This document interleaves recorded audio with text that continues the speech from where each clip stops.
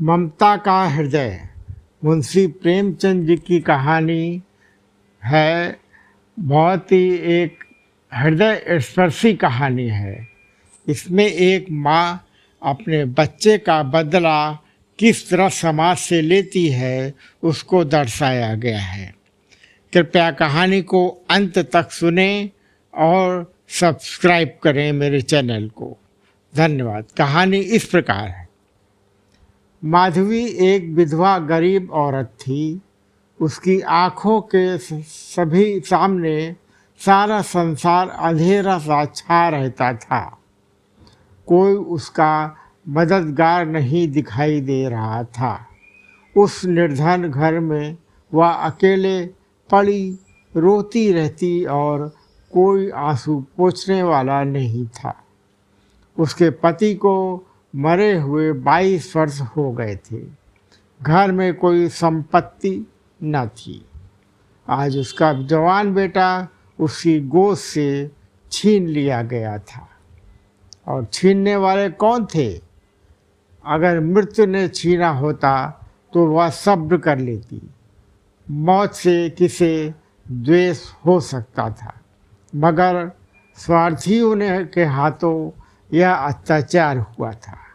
माधवी का जी करता कि इसी समय चलूं और उस अत्याचारी से इसका बदला लूं। मारूं या मर जाऊं, दोनों ही में संतोष हो जाएगा। कितना सुंदर, कितना होनहार बालक था। वही लड़का इस वक्त जेल में पड़ा ना जाने क्या क्या तकलीफ़ें झेल रहा होगा। और उसका अपराध क्या था? कुछ नहीं। सारा मोहल्ला उस पर जान देता था। विद्यालय के अध्यापक उस पर जान देते थे। कभी उसकी कोई शिकायत सुनने में नहीं आती थी। कैसा सज्जन, कैसा उदार, कैसा मर्म स्पर्शी, कैसा परामार्थी। ऐसा बालक क्या जेल जाने योग्य था?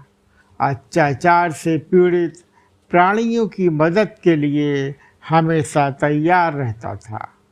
क्या यही उसका अपराध था? दूसरों की सेवा करना भी अपराध है क्या? इस युवक का नाम आत्मानंद था। दुर्भाग्यवश उसमें वे सभी सद्गुण थे जो जेल का द्वार खोल देते थे। वह निर्भीक था, स्पष्टवादी था, साहसी था, स्वदेश प्रेमी था, निस्वार्थ था, कर्तव्य परायण था। उसकी वक्तृताओं की ने और उसके राजनीतिक लेखों ने उसे सरकारी कर्मचारियों की नज़रों में चढ़ा दिया था। सारा पुलिस विभाग नीचे से ऊपर तक उससे सतर्क रहता था। सबकी निगाहें उस पर लगी रहती थी।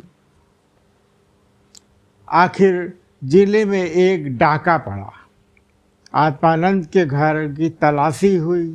कुछ पत्र और कुछ लेख मिले जिन्हें पुलिस ने डाके का बीजक सिद्ध किया। लगभग 20 युवकों की एक टोली फांस ली गई। आत्मानंद का इसका मुखिया ठहराया गया। आत्मानंद की सबसे कठोर दंड मिला, 8 वर्ष का कठिन कारावास। जब आत्मानंद को सजा सुना दी गई तो माधवी मूर्छित होकर गिर पड़ी। घर पहुंचकर जब उसे होश आया, किसी तरह का धैर्य नहीं होता था। अब उसके जीवन का एक लक्ष्य दिखाई देता है और वह है इस अत्याचार का बदला लेना। इस अत्याचार का बदला लेकर वह अपना जन्म सफल समझेगी। फिर उसने सोचा कैसे यह काम होगा। कभी घर से ना निकली। वैधव्य के 22 साल इसी घर में काट गए, लेकिन अब निकलूंगी। ईश्वर ने निराश होकर शायद मुंह फेर लिया है, तभी तो यहाँ ऐसे ऐसे अत्याचार होते हैं और पापियों को दंड नहीं मिलता। अब इन्हीं हाथों से उसे दंड दूंगी। लखनऊ की एक सजे हुए बंगले में मित्रों की महफिल जमी हुई थी।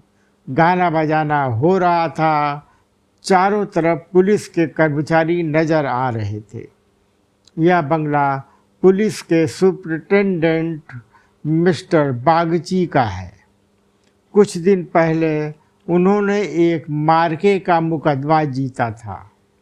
अफसरों ने खुश होकर उनकी तरक्की करती थी और उसी की खुशी में यह उत्सव मनाया जा रहा था। यह मार्के का मुकदमा क्या था? वह जिसमें निरपराध युवकों को बनावटी शहादत से जेल में ठूस दिया गया था। मजदूर और पल्लेदार चले गए थे, पर एक बुढ़िया अभी तक द्वार पर बैठी हुई थी और हुक्म पाते ही खुश दिल से हुक्म बजा रही थी। यह विधवा माधवी थी, जो इस समय मजूरनी का वेशभूषा धारण कर अपना संकल्प पूरा करने आई थी। मेजबान चले गए, लेकिन माधवी अभी तक वहीं बैठी थी।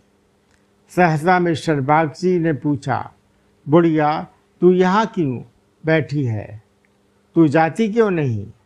माधवी ने बोला, कहाँ जाऊँ सरकार, मेरा कोई घर द्वार थोड़े ही नहीं है।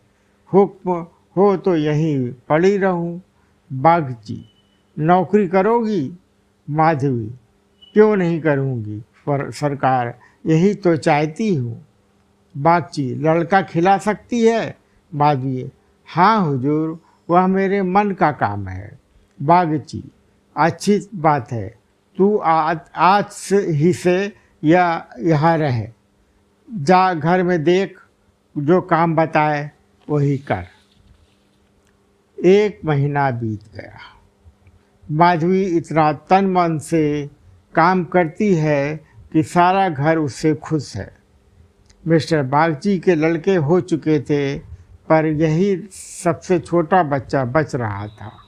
बच्चा तो हष्ट पुष्ट होते, किंतु जन्म लेते ही उन्हें एक न एक रोग लग जाता था और कोई 2-4 महीने, कोई साल भर जी कर चल देता था।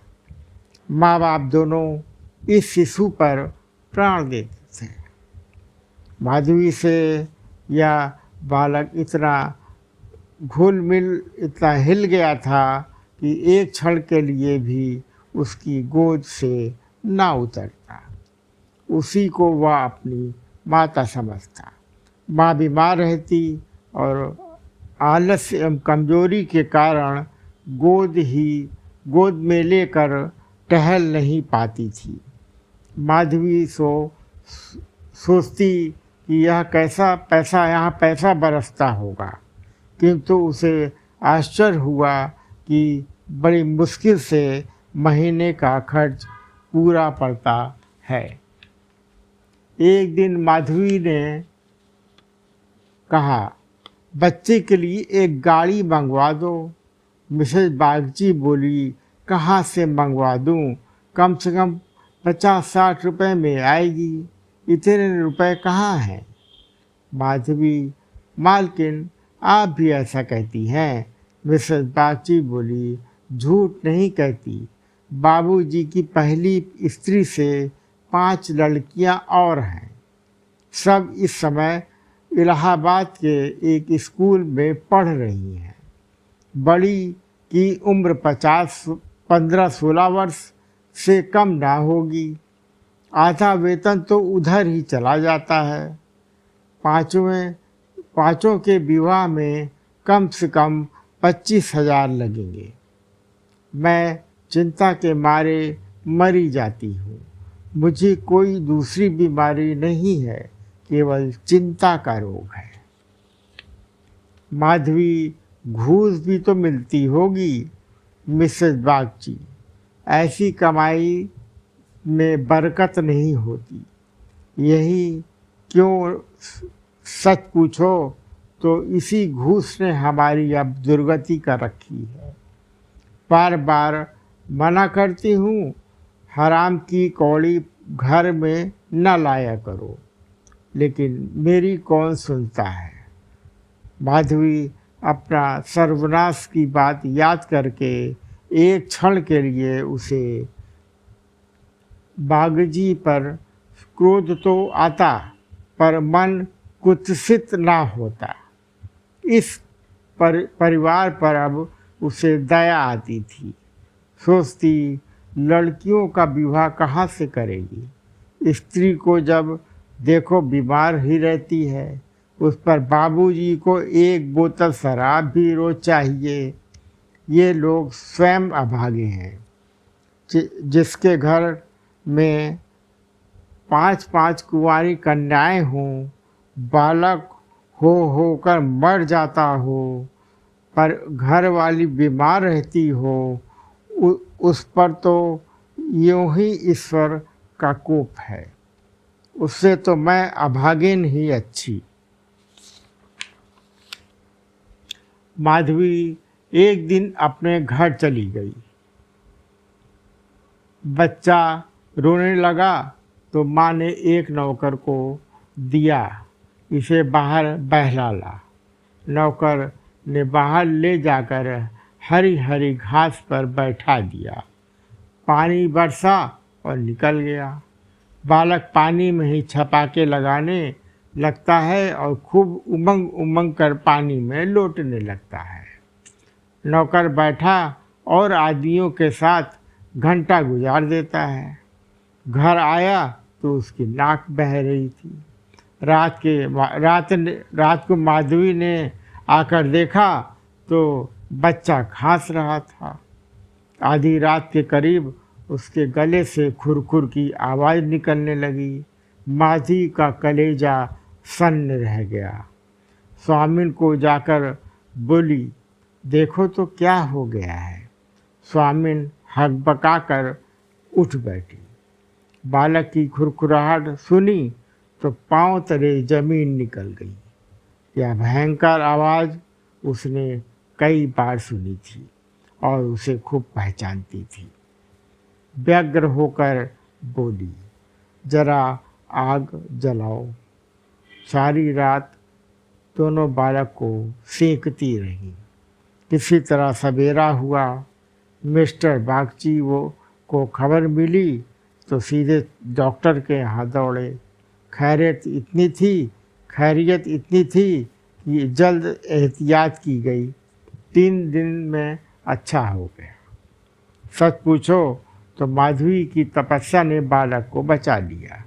यह वही माधवी है जो अपना सर्वनाश का बदला लेने आई थी। अपकार की जगह उपकार कर रही थी। विष पिलाने आई थी, सुधा पिला रही थी। मनुष्य में देवता कितना प्रबल है। प्रातःकाल का समय था।